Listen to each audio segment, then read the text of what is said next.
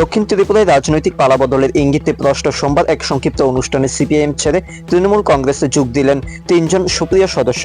অনুষ্ঠানে তাদের হাতে তৃণমূল কংগ্রেসের দলীয় পতাকা তুলে দেন যুব তৃণমূল কংগ্রেসের জেলা সভাপতি শান্তনু সাহা। তার বক্তব্যে শান্তনু সাহা বলেন, মানুষ আজ বিকল্প চাইছে। বিজেপি সিপিআইএম দুই দলই মানুষের স্বার্থে কাজ করতে ব্যর্থ হয়েছে।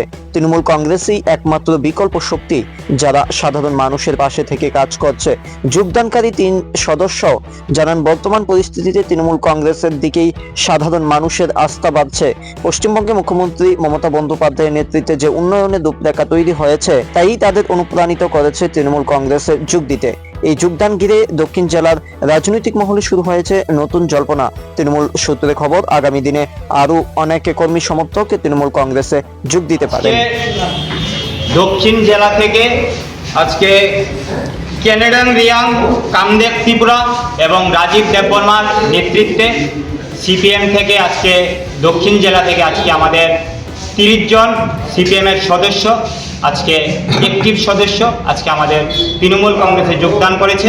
মমতা ব্যানার্জির নেতৃত্বে এবং অভিষেক ব্যানার্জির সেনাপতিত্বে কাজ করার জন্য আজকে তারা তৃণমূল কংগ্রেস পরিবারে আজকে যোগদান করেছে। আপনারা তো আপনাদের সংগঠনের কাজ চালিয়ে যাচ্ছেন, রাজ্য সভাপতিটি নিয়ে কোনো কিছু কথা হচ্ছে?